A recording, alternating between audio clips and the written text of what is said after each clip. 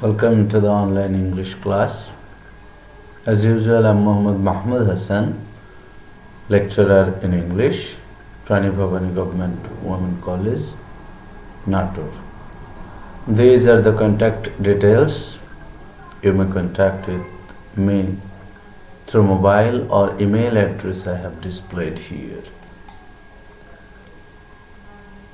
Dear students, today's learning outcome or the topic of discussion is modules and its uses. In our previous classes, we started the discussion modules and its uses, and this is basically the continuation of the class. In our previous class, I also showed this slide, and for better understanding, I am repeating this. Modules have a great variety of communicative purpose or functions.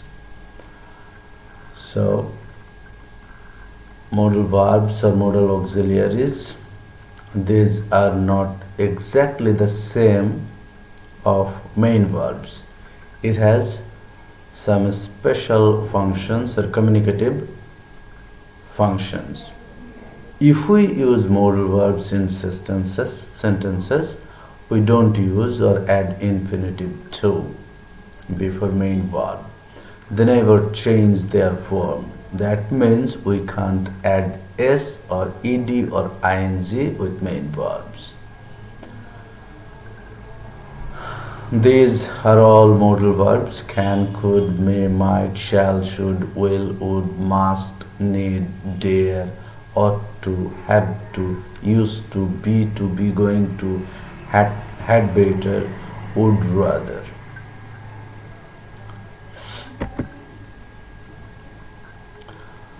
So, in this class, we discuss first must or the must not.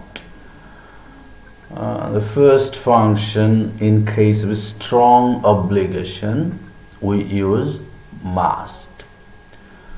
You must stop when the traffic lights turn red. So this is obligation. We need to do it. It is a must for us. You must stop when the traffic lights turn red. In case of logical conclusion or certainty, we also use must. Example will make you clear. He has been working all day long. He must be very tired. So, since he has been working all day long, we can conclude in this way, he must be very tired. So, logical conclusion. And the same thing in case of past event, we used logical conclusion. The first, must have. We normally use must have in case of past event. She got up late. She got up late. She must have overslept. And in another case, that is to prohibit someone, we use must not. You mustn't smoke in the hospital. And now we will see the application of should or ought to. In case of 50% obligation, we use should or ought to. I should or ought to see a doctor. I have a terrible headache. So this is for 50% obligation, not 100% obligation. We use should or ought to. I should or ought to see a doctor because I have a terrible headache. In case of giving advice, we also use should or ought to. You should or ought to revise your lessons.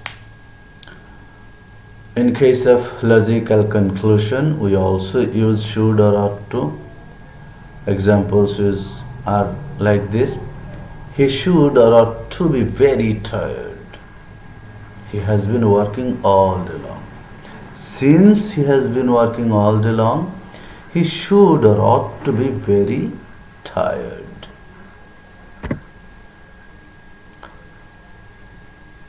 Now, the application or function of a had better. In case of providing advice, we use had better. Examples are like this: you had better go to bed. You had better see a doctor. So, in case of comparatively good, we use had better. If anything is far better for anybody, we use had better. And in another case, that is a strong expression, that is, if anybody does not do a thing, he can be fallen in danger. In that purpose, we also use strong expression. In that case, we use had better too. She had better get here soon, or she'll miss the opening ceremony. So, in case of providing advice and in case of strong expression, we use had better. So, my dear student, this was a very short class regarding modal verbs and its uses, and these are basically the part of special uses of words or phrases. You please stay tuned with our online classes, and I will suggest you to stay at home and study seriously. Thank you very, very much.